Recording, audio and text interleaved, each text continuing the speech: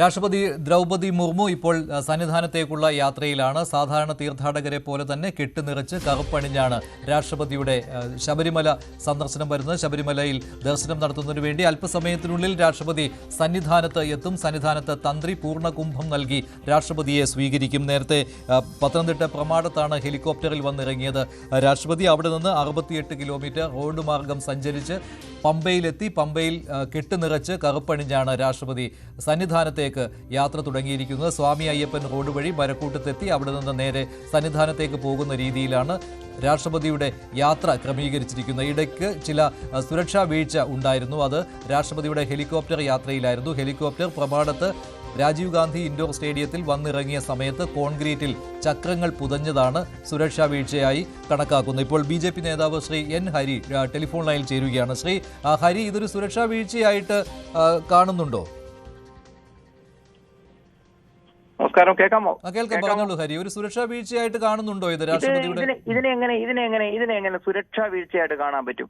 നമ്മളൊന്ന് ആലോചിച്ച് നോക്കി. എത്രയോ ദിവസങ്ങൾ, എത്രയോ മാസം, എത്രയോ നാളുകളായിട്ട് ഇതിന്റെ കാര്യങ്ങള്, ട്രയലിങ്ങള്, എല്ലാ കാര്യങ്ങളും നടക്കുന്നു. ഇത് വരുന്നതാരാണ്? ഇത് ആരാണെന്നൊരു ബോധ്യമെങ്കിലും ഈ കേരളത്തിലെ സർക്കാരിനോ അല്ലെങ്കിൽ കേരളത്തിലെ ആൾക്കാർക്കോ ഉണ്ടായിരുന്നു എന്നുണ്ടെങ്കിൽ ഇത്തരത്തിലൊരു ഇത് സംഭവിക്കില്ല. കാരണം നമ്മളൊന്നല്ല, ഞാൻ കഴിഞ്ഞ ദിവസം ശബരിമലയ്ക്ക് പോയ സമയത്ത് അവിടെ ഒക്കെ വൃത്തിയാക്കുന്നുണ്ടോ, അവിടെയുള്ള ആളുകൾ പറയുന്നത് കേൾക്കണം. വളരെ പെട്ടെന്ന് 1-2 ദിവസം കൊണ്ട് ചെയ്യുന്ന ചില കാര്യങ്ങൾ അവിടെ ചെയ്ത് നിങ്ങൾക്ക് നേരിട്ട് പോയാൽ ബോധ്യപ്പെടും. ആ വേസ്റ്റുകളും അതും എല്ലാം അവിടെ കിടക്കുകയാണ്. അതിനേക്കാൾ അപ്പുറം ഇന്നുണ്ടായ സംഭവം, ഒരു രാഷ്ട്രപതിയുടെ ബഹുമാന്യായ രാഷ്ട്രപതിയുടെ അവർ വന്നിറങ്ങിയ അത് തള്ളി നീക്കുക, പോലീസ് തള്ളി നീക്കുക എന്ന് പറയുമ്പോൾ വേറെ ഭാഗ്യം കൊണ്ട്, ഈശ്വരന്റെ കടാക്ഷം കൊണ്ടൊന്നും സംഭവിച്ചില്ല എന്ന് മാത്രമേ ഉള്ളൂ.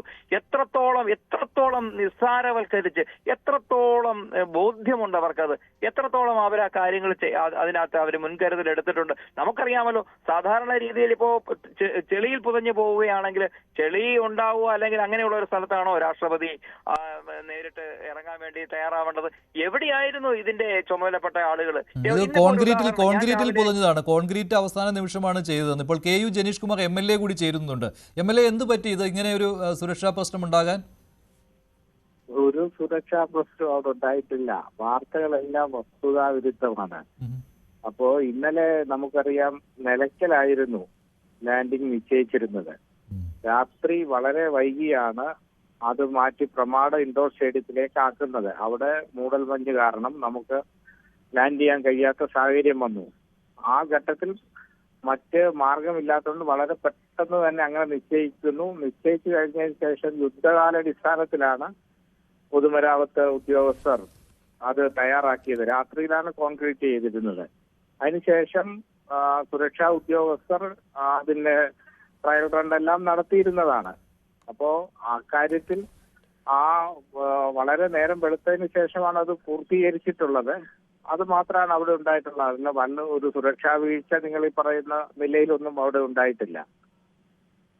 ഇപ്പോൾ രാഷ്ട്രപതിയെ പോലെയുള്ള ഒരാൾ സഞ്ചരിച്ച ഹെലികോപ്റ്റർ തള്ളി നീക്കുന്ന ദൃശ്യമൊക്കെ അത്ര സുഖകരമായ ഒരു കാര്യമല്ല. പിന്നെ ഇത് ഒരു പ്ലാൻ ബി ഇതിനകത്ത് ഉണ്ടായിരുന്നതല്ലേ? കാരണം മഴ പെയ്യുകയും എന്നുള്ള കാര്യത്തിൽ സംശയമില്ലായിരുന്നു ആ കാഴ്ചയ്ക്ക് പ്രശ്നമുണ്ടാകുമെന്നൊക്കെ. കാരണം കുറച്ച് ദിവസങ്ങളായി മഴയും മൂടൽമഞ്ഞും ഒക്കെ ഉണ്ടായിരുന്നു. അപ്പോൾ ഒരു പ്ലാൻ ബി ഉണ്ടായിരുന്നില്ലേ? അതോ അവസാന നിമിഷമാണോ ഈ പ്ലാൻ ബി ഓപ്പറേഷനിലായത്? നമ്മളല്ലല്ലോ നിശ്ചയിക്കപ്പെടുന്നത്. അതെല്ലാം പ്രധാനമന്ത്രിയുടെ സുരക്ഷാ ഉദ്യോഗസ്ഥരാണ് നിശ്ചയിക്കപ്പെടുന്നത്.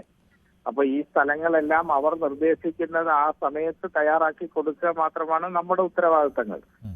അത് പ്രധാനമന്ത്രിയുടെ സുരക്ഷാ ഉദ്യോഗസ്ഥർ വളരെ രാത്രിയോടുകൂടിയാണ് ഈ നിലയ്ക്കൽ കഴിയില്ല.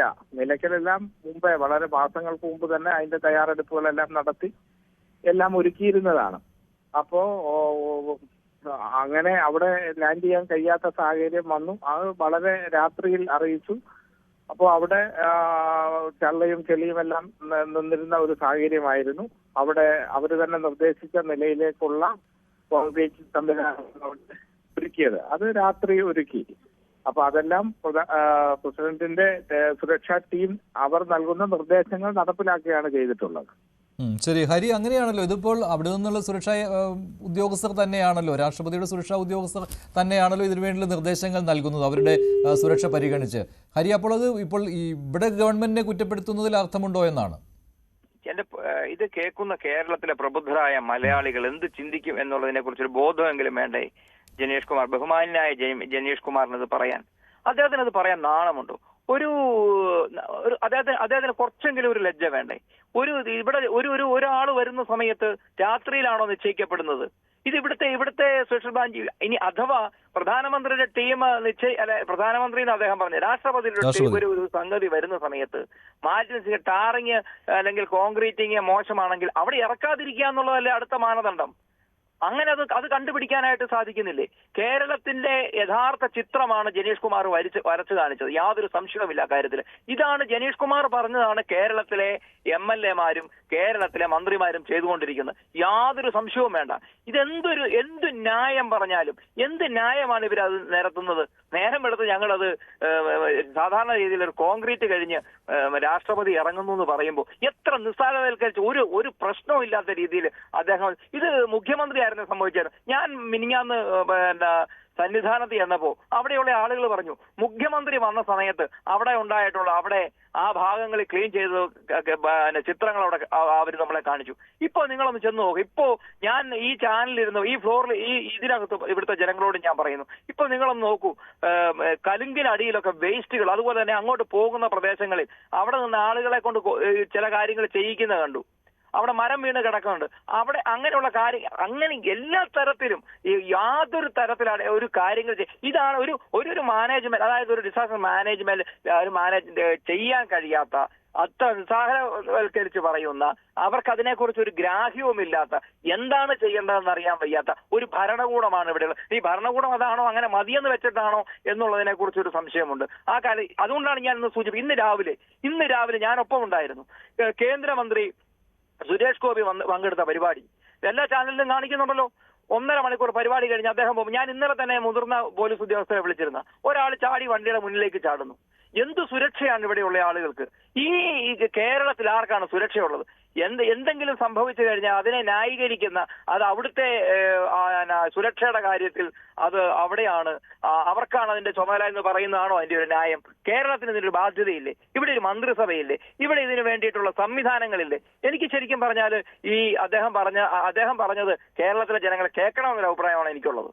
ശരി, നന്ദി ശ്രീ എൻ ഹരി. ശ്രീ KU ജനീഷ് കുമാർ, എന്തായാലും രാഷ്ട്രപതിയുടെ യാത്രയിൽ സുരക്ഷാ വീഴ്ചയുണ്ടായി എന്ന കാര്യത്തിൽ സംശയമില്ല. അവസാന നിമിഷം ലാൻഡിംഗ് മറ്റൊരു സ്ഥലത്തേക്ക് മാറ്റിയതാണ് ഇത്തരത്തിലുള്ള ആശങ്ക, ഇത്തരത്തിലുള്ള പ്രതിസന്ധി ഉണ്ടാകുവാനുള്ള കാരണമായി മാറിയത്. അവസാനം പത്തനംതിട്ടയിലെ തന്നെ പ്രമാടത്തെ രാജീവ് ഗാന്ധി ഇൻഡോർ സ്റ്റേഡിയത്തിലേക്ക് ലാൻഡിംഗ് മാറ്റിയിരുന്നു. അവസാന നിമിഷം കോൺക്രീറ്റ് ചെയ്തു. ആ കോൺക്രീറ്റ് ഉണങ്ങിയിരുന്നില്ല. അവിടെ രാഷ്ട്രപതിയുടെ ഹെലികോപ്റ്ററിന്റെ ചക്രം താഴുകയായിരുന്നു, പുതയുകയായിരുന്നു. അതിനുശേഷം തള്ളി മാറ്റേണ്ടി വന്നു. എന്തായാലും സുരക്ഷിതമായി ലാൻഡ് ചെയ്യുവാൻ കഴിഞ്ഞു. രാഷ്ട്രപതി സുരക്ഷിതമായി പ്രമാടത്ത് നിന്ന് പമ്പയിലേക്ക് പോയി. പമ്പയിൽ കെട്ടുനിറച്ച് കറുപ്പണിഞ്ഞ് രാഷ്ട്രപതി പമ്പാ സ്നാനം നടത്തി. രാഷ്ട്രപതി സന്നിധാനത്തേക്ക് പോവുകയാണ്. സന്നിധാനത്ത് അല്പസമയത്തിനകം എത്തും. ഇപ്പോൾ പ്രതിപക്ഷ നേതാവ് VD സതീശൻ മാധ്യമങ്ങളെ കാണുകയാണ്.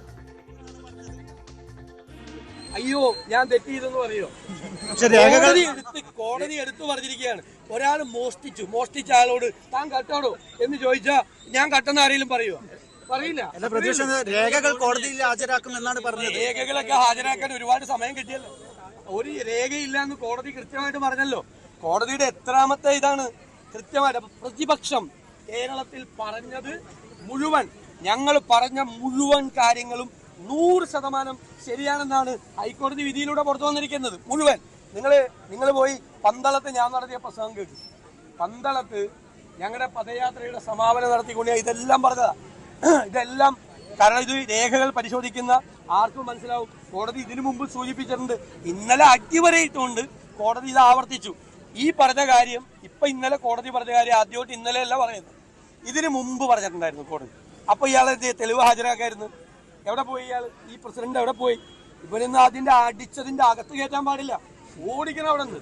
അയ്യപ്പന്റെ തങ്ക വിഗ്രഹം അടിച്ചു മാറ്റാൻ വേണ്ടിയിട്ടാണ് ഈ പ്രാവശ്യം വന്നത്. കാരണം കഥക് കൊണ്ടുപോയി, കട്ടള കൊണ്ടുപോയി, ദ്വാരപാലക വിഗ്രഹം കൊണ്ടുപോയി കോടീശ്വരന് വിറ്റ്. ഇനി അവിടെ ബാക്കിയുള്ളത് അയ്യപ്പന്റെ തങ്ക വിഗ്രഹമാണ്. അതുകൂടി ഇവന്മാരെ അടിച്ചുകൊണ്ട് പോയത് കോടതിയിലായിരുന്നു.